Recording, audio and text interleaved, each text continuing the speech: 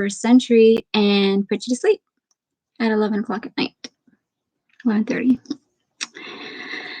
Okay, now, actually, welcome to Be Lit, where we strive to have a deeper understanding of theology than what you can find in a meme. I think I'm live now. Today we're doing page 71. And we have two vocabulary words. One we went over last time, kerygma, and the other tertullian. That one's new for today. But kerygma, did some research on it, and I learned more stuff about it. So if we have time, we'll get to it. Okay, we're live, right? Let's do this. We're live.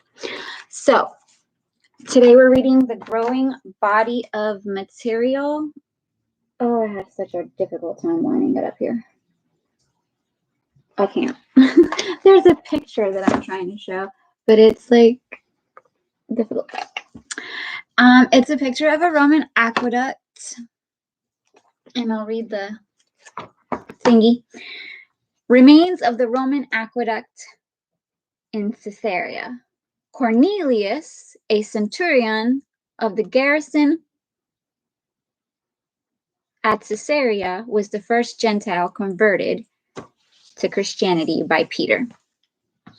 So this is a Roman aqueduct at Caesarea, and Cornelius was a centurion at the garrison at Caesarea. Okay, and I think we might read a little bit about Cornelius, or we did last time. I don't know. I am a little bit sleepy, so bear with me. I have some tea here, but maybe that'll wake me up if I drink it. I don't know. So let's get started. The Growing Body of Material, page 71.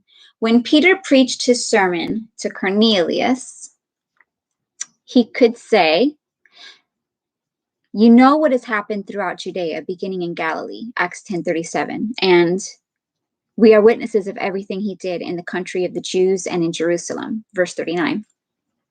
"But what of those who had not seen those things or heard Jesus preach?" They needed to know them as well, because it was part of the gospel that they were to believe. No doubt at first it was all done by simply recounting it. The people who, oh gosh, I am more sleepy than I thought I was. I need my tea. No doubt at first it was all done by simply recounting it.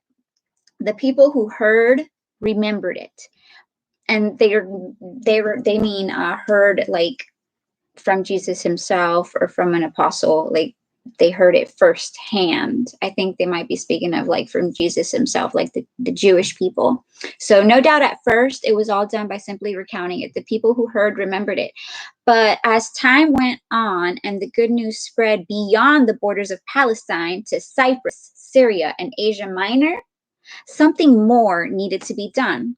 Christians began to put together collections of material relating to Jesus.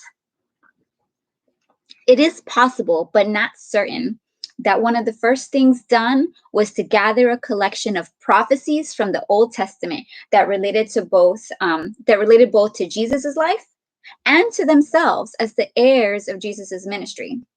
This collection could be used to show the Jews that Jesus was not an innovator, but part of God's plan, promised of old. Sip.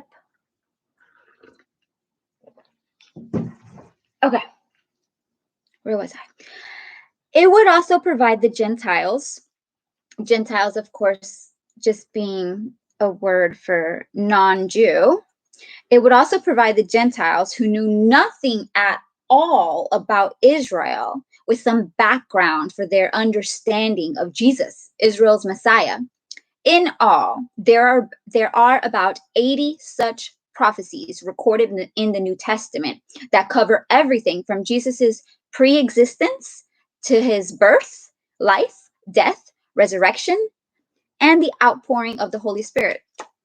Other collections could certainly have been the things that Jesus did and said, and these would have been especially treasured. In time, they could have taken a more specific shape as Jesus and his story, as more of the facts of Jesus's life were woven into it. There had been several such attempts at this by the time Luke wrote, because he begins his gospel by telling Theophilus that, quotes, many have undertaken to draw up an account of the things that have been fulfilled among us. That is from Luke 1:1. Luke was not implying that all these accounts were wrong as the reason for his writing. In fact, they went back to those who were eyewitnesses and servants of the word from the very beginning. But Luke had some special material that he had gathered, some of it from Mary, Jesus's mother, and he wanted to include that in his gospel. He also wanted to write an orderly account, Luke 1:3 for reference, an orderly account for Theophilus, so that he could see the reason why the early Christians were certain of what they believed.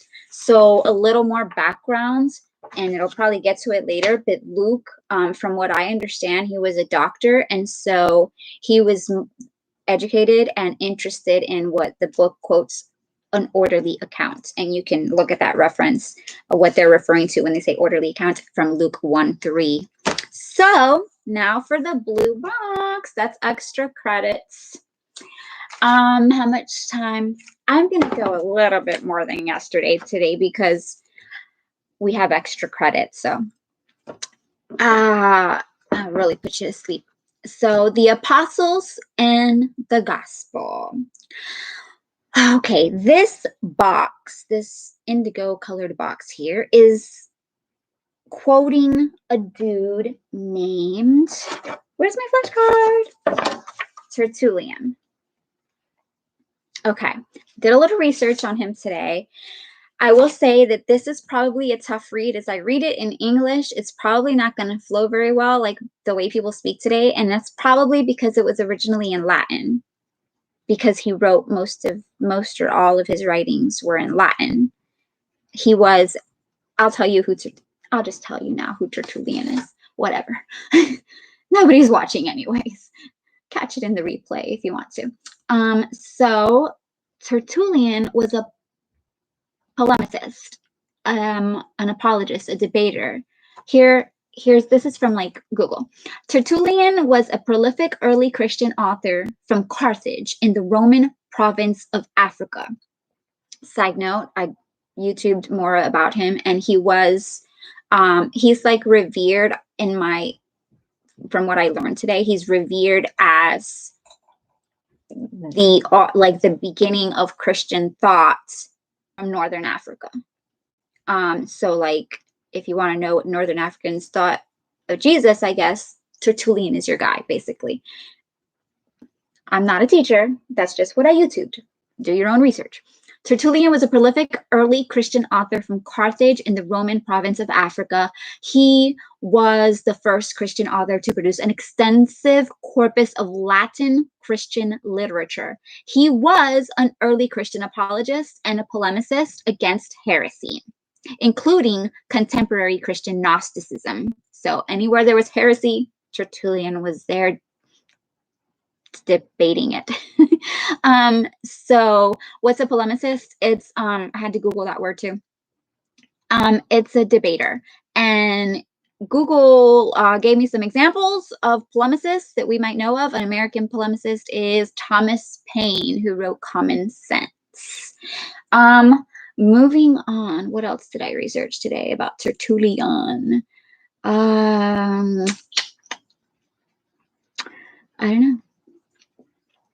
Nothing. I guess that's it. That's it. Okay, so I'm gonna go ahead and read. I felt like there was more, but maybe yeah. So this is what Tertullian says. I don't know in what book, because the little indigo box just says Tertullian, circa AD 155 to 222. Doesn't really tell me what book it's from, so go figure. We lay it down first of all that the evangelical instrument has apostles as authors. Okay, the evangelical instrument being like the gospel has apostles as authors. upon whom this duty of promulgating the gospel was laid by the Lord himself. And if there are also apostolic men among them, yet they are not alone, but with apostles and after apostles. This is where it gets confusing. Since the preaching of disciples could be suspected to be done because of the desire for glory, if the authority of the masters did not assist it. Nay, rather, the authority of Christ, which made the apostles masters. That is so confusing. The first time I read it, I had to read it like 5 times. I can explain it. So I think I can explain it. I'm not a professional, but let me explain. No, let me not. Let me just not. Let me keep reading, and then I'll tell you what I think it means. So then, of apostles, John and Matthew instill us with faith. Of apostolic men, Luke and Mark renew it, beginning with the same principles of faith so far as it pertains to one God, the Creator, and his Christ, born of a virgin, and the fulfillment of the law and the prophets. Okay, so what he's saying here, this is where my second flashcard comes. More research on kerygma. What he's saying is that the kerygma, the gospel message, pertains to one God, the Creator, and his Christ, born of a virgin, the fulfillment of the law and the prophets. As long as the gospel, the way that Jesus taught it, and the way that Jesus left it for the apostles to teach as heirs of his ministry, as long as it's being taught correctly and not for vainglory or like attention, as it says here, since the preaching of disciples could be suspected to be done because of a desire for glory, as long as it's being done, I want to say, use the word verbatim, but like basically what Jesus taught, as long as you're teaching what Jesus taught and not going off into the weeds, like teaching your opinions, then Tertullian, I think here is saying that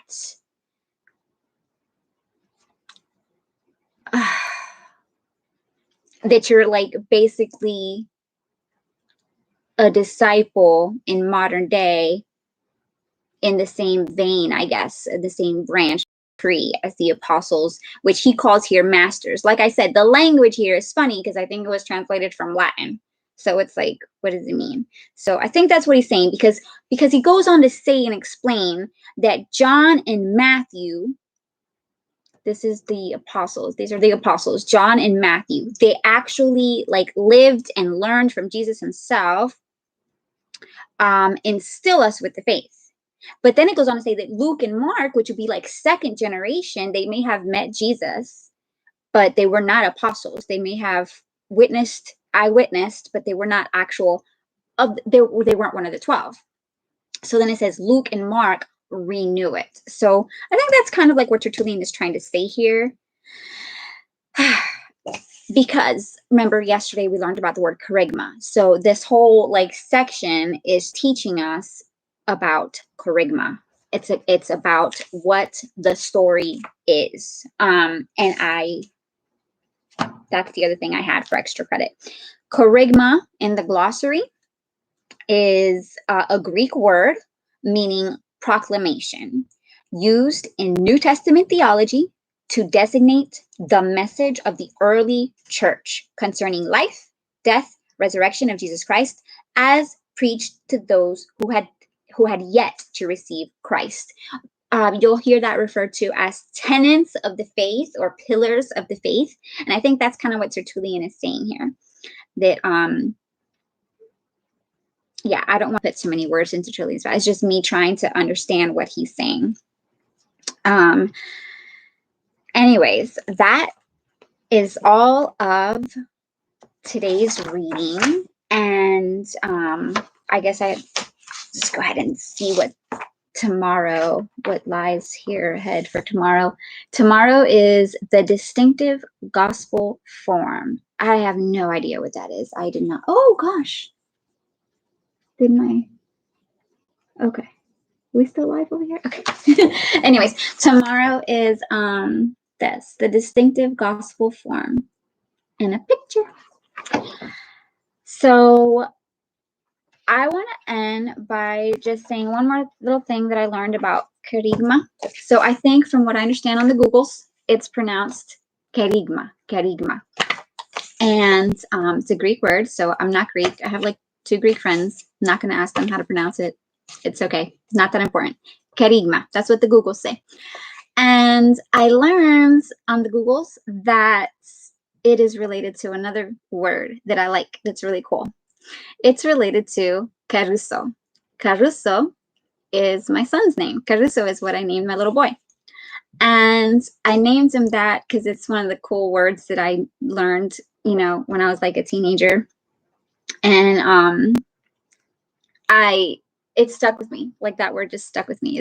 I just liked it. And where was I going with that? So I was Googling kerygma and I learned that they're related. Those 2 words are related. I would like to read that part.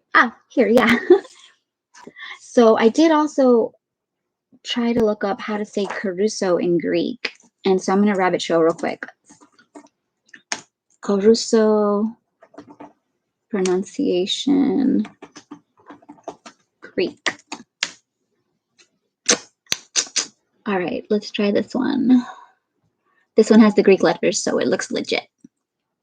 I can't read it, so it looks legit. Caruso. Caruso. Oh, Caruso. They don't roll the R's. Caruso. Caruso. That's from logos.com/Greek. Caruso. Caruso. Anyways, and kerygma is, yeah, so you can kind of tell they sound similar. If anyone is listening to this, thanks. Where was I? Okay, no, I'm going to end here, promise. So this is what I learned about kerygma today. Kerygma is a Greek word used in the New Testament for proclamation. It is, so remember what we've been studying today. It's about the tenets of the faith. What is the gospel? What is the good news? Gospel means good news. What is that? Like, what is it? What is it? So here we understand it to be called a proclamation, a kerygma. It is related to the Greek verb keruso, literally meaning to cry or proclaim as a herald or a messenger, and being used in the sense of to proclaim, announce, preach. So anyways, keruso is the messenger or herald, and kerygma is the message. So I thought that was really cool. Kind of like was just nice seeing my little boy's name in today's extra credit. That is all. Today's went really long, so I try to keep these readings like 5 or 7 minutes, but when I do extra research like I did today, I end up having more to talk about. So please, if you're watching this and you fast forward to the end, like, you're fine. I don't really care. If nobody watches this, that's, it's whatever. I hope someone gets something out of it. But yeah, sorry that it went for 18 minutes. If you're a nerd and a geek like me, I hope you enjoyed it. If you're not, you're fine. You're fine. So yeah, just don't leave nasty comments in the comment section about how this is boring, because I already know. Okay, so have a good day. See you tomorrow. Happy Labor Day and Shavua Tov. Happy new week and happy new year. Have a nice whatever night. Good night.